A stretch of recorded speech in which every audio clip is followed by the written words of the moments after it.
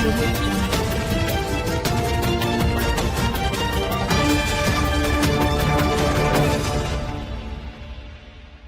मैं प्रिया। आप देख रहे हैं आंचलिक खबरें, अपनों की खबर आप तक। आइए नजर डालते हैं दिन भर की टॉप 10 पर। भारत और इंडोनेशिया के संबंध मजबूत धागों से जुड़े हैं। प्रधानमंत्री मोदी रामायण से बोध गया तक। भारत और इंडोनेशिया के संबंध मजबूत धागों से जुड़े हैं। प्रधानमंत्री मोदी रामायण से बोध गया तक। भारत इंडोनेशिया की सांस्कृतिक एकता। भारत और इंडोनेशिया का ये संबंध सिर्फ राजनीतिक नहीं, बल्कि साझा संस्कृति और इतिहास की गहरी जड़ों से जुड़ा है। प्रधानमंत्री नरेंद्र मोदी ने रविवार को जकार्ता में श्री सनातन धर्म आलयम के महाकुंभाभिषेकम को वीडियो कॉन्फ्रेंस के जरिए संबोधित करते हुए ये बात कही। उन्होंने जकार्ता के मरुगन मंदिर में महाकुंभाभिषेकम में शामिल होने पर हर्ष जताया और राष्ट्रपति प्रबोवो सुबियांतो के हालिया भारत दौरे का उल्लेख करते हुए कहा कि वे 140 करोड़ भारतीयों का प्रेम लेकर गए थे। प्रधानमंत्री नरेंद्र मोदी ने भारत और इंडोनेशिया के आध्यात्मिक व सांस्कृतिक संबंधों को रेखांकित करते हुए प्रम्बानन मंदिर, रामायण परंपरा, बाली के ओम स्वास्तिक अस्तु और बोरोबुदुर स्तूप का उल्लेख किया।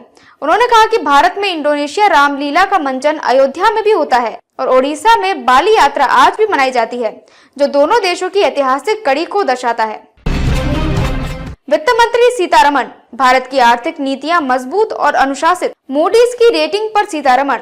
भारत वित्तीय अनुशासन के साथ आगे बढ़ रहा है। वित्त मंत्री निर्मला सीतारमण ने भारत की मजबूत आर्थिक नीतियों और वित्तीय अनुशासन पर जोर देते हुए कहा कि देश ने अपने राजकोषीय समेकन और ऋण कटौती लक्ष्यों से कभी पीछे हटने नहीं दिया। उन्होंने मूडी जैसी एजेंसियों द्वारा साख में बढ़ोतरी न करने पर प्रतिक्रिया देते हुए कहा कि भारत उधारी नियंत्रण और पूंजीगत व्यय की प्राथमिकता दे रहा है। रुपए की अस्थिरता पर उन्होंने कहा कि यह डॉलर के मुकाबले प्रभावी हुआ है, लेकिन अन्य मुद्राओं की तुलना में अधिक स्थिर है। आरबीआई उतार चढ़ाव को नियंत्रित करने के उपाय कर रहा है। सीतारमण ने आगामी बजट में वित्तीय अनुशासन और आर्थिक विकास के संतुलन को बनाए रखा, मध्यम वर्ग को कर राहत और आज के घाटे को 2025-26 में 4.4% तक लाने का लक्ष्य रखा। सरकार पूंजीगत व्यय बढ़ाकर बुनियादी ढांचे को मजबूत कर रही है। भारत बिना किसी सामाजिक कल्याण योजना को प्रभावित किए वित्तीय अनुशासन को प्राथमिकता दे रहा है। भारत ने इंग्लैंड को 150 रनों से हराया, 4-1 से जीती T20 सीरीज। अभिषेक शर्मा का तूफानी शतक। भारत की इंग्लैंड पर बड़ी जीत। भारत ने इंग्लैंड को 5वें T20 मैच में 150 रनों से हराकर सीरीज 4-1 से जीत ली। मुंबई के वानखेड़े स्टेडियम में खेले गए इस मुकाबले में अभिषेक शर्मा की धमाकेदार शतकीय पारी की बदौलत भारत ने 20 ओवर में 9 विकेट पर 247 रन बनाए। जवाब में इंग्लैंड की टीम 10.3 ओवर में सिर्फ 97 रन पर सिमट गई। लक्ष्य का पीछा करने उतरी इंग्लैंड की शुरुआत खराब रही। बेन डकेट बिना खाता खोले आउट हुए। फिल सॉल्ट ने 22 गेंदों में अर्धशतक जमाया और 55 रन बनाए, लेकिन अन्य बल्लेबाज नाकाम रहे। भारत की ओर से मोहम्मद शमी ने 3, वरुण चक्रवर्ती, शिवम दुबे और अभिषेक शर्मा ने 2-2 विकेट लगाए, जबकि रवि बिश्नोई को एक नई सफलता मिली। ये T20 अंतर्राष्ट्रीय में भारत की दूसरी सबसे बड़ी जीत रही। इससे पहले टीम इंडिया ने 2023 में न्यूजीलैंड को 168 रन से हराया था। भारत ने दूसरी बार महिला अंडर 19 T20 विश्व कप जीतकर इतिहास रचा। गोंगाड़ी त्रिशा बनी महिला अंडर 19 T20 विश्व कप की player of the tournament. Bharat ने दक्षिण अफ्रीका को हराकर महिला अंडर 19 T20 विश्व कप में लगातार दूसरी बार खिताब जीता। कुआलालंपुर के बेउमास ओवल स्टेडियम में खेले गए फाइनल में भारत ने 9 विकेटों से जीत दर्ज की। 2023 में शेफाली वर्मा की कप्तानी में भारत ने इंग्लैंड को हराया था। इस बार निकी प्रसाद की टीम ने सभी 7 मैच जीते और टूर्नामेंट में अजय रही। भारत ने ग्रुप ए में वेस्टइंडीज, मलेशिया और श्रीलंका को हराया। सुपर 6 में बांग्लादेश और स्कॉटलैंड को बड़े अंतर से हराकर सेमीफाइनल में जगह बनाई। इंग्लैंड को सेमीफाइनल में हराकर भारत फाइनल में पहुंचा। फाइनल में दक्षिण अफ्रीका को 82 रन पर रोकने के बाद भारत ने 11.2 ओवर में 1 विकेट गंवाकर लक्ष्य हासिल किया। गोंगाड़ी त्रिशा ने टूर्नामेंट में 309 रन बनाए और उन्हें प्लेयर ऑफ द टूर्नामेंट और फाइनल में शानदार पारी के लिए प्लेयर ऑफ द मैच चुना गया। Ramayana the legend of prince. Rama की संसद में 15 फरवरी की स्पेशल स्क्रीनिंग में शामिल होंगे लोकसभा अध्यक्ष ओम बिरला और प्रमुख नेता। Film distribution company kick pictures ने बताया कि 15 फरवरी को संसद में 1993 की जापान भारतीय animation film Ramayana the legend of the prince Rama की स्पेशल स्क्रीनिंग होगी। कार्यक्रम में लोकसभा अध्यक्ष ओम बिरला, संसद सदस्य और सांस्कृतिक जगत की कई प्रमुख हस्तियां शामिल होंगी। किक पिक्चर्स के को-फाउंडर अर्जुन अग्रवाल ने इसे सिर्फ एक स्क्रीनिंग नहीं बल्कि भारत की समृद्ध विरासत का सम्मान बताया। फिल्म के हिंदी वर्जन में अरुण गोविल ने राम नम्रता साहिनी ने सीता और अमरीश पुरी ने रावण की आवाज दी थी, जबकि शत्रुघ्न सिन्हा ने कथावाचक की भूमिका निभाई। बाहुबली के लेखक वी विजयेंद्र प्रसाद ने इसके नए संस्करण पर काम किया है। फिल्म 1993 में IFFI में प्रदर्शित हुई थी, लेकिन सिनेमाघरों में रिलीज नहीं हुई थी। 22 जनवरी को इसे हिंदी, तमिल, तेलुगु और अंग्रेजी में डब कर भारत में रिलीज किया गया। इसका निर्देशन युगो साको राममोहन और कोइची सासाकी ने किया।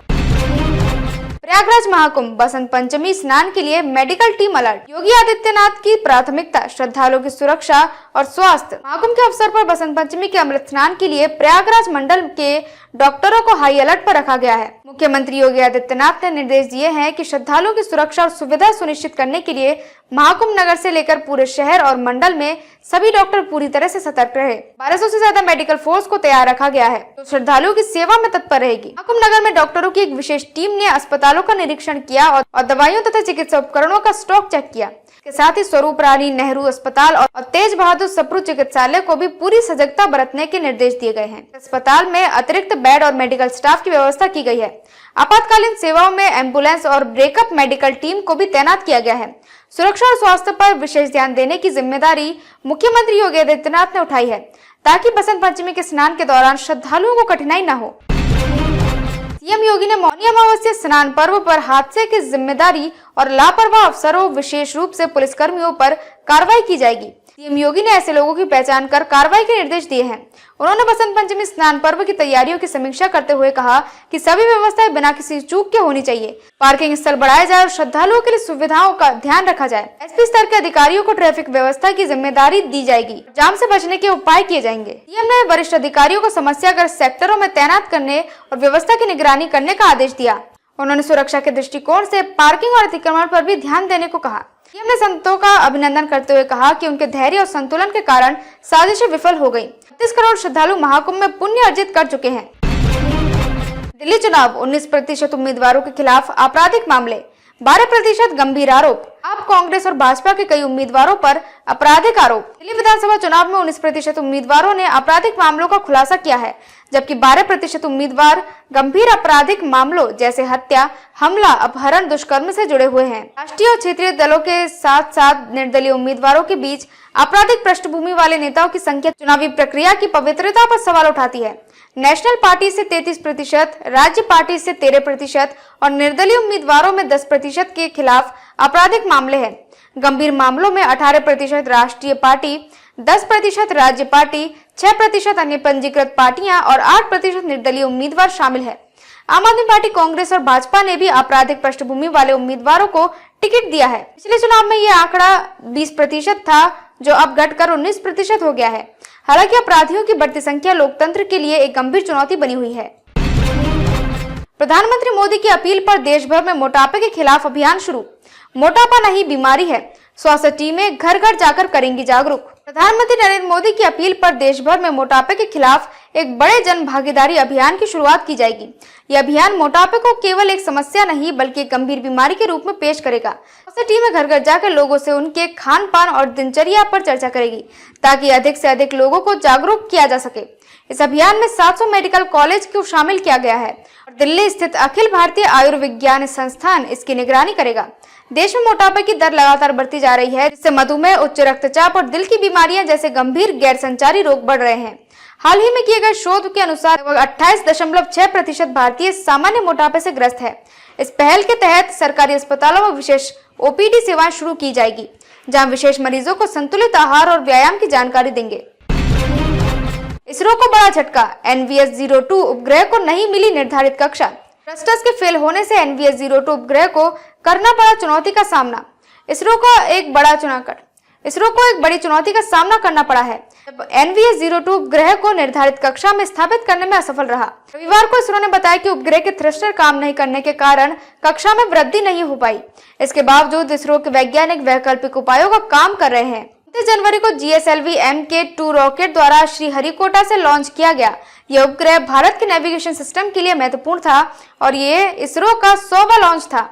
इसरो ने कहा कि उपग्रह का कक्षा बढ़ाने में समस्या आई क्योंकि ऑक्सीडाइजर के प्रवेश वाल्व न खुलने के कारण थ्रस्टर कार्य नहीं कर सके। परिणाम स्वरूप उपग्रह अब अंडाकार भू समकालिक स्थानांतरण कक्षा में चक्कर लगा रहा है, जो नेविगेशन के लिए उपयुक्त नहीं है।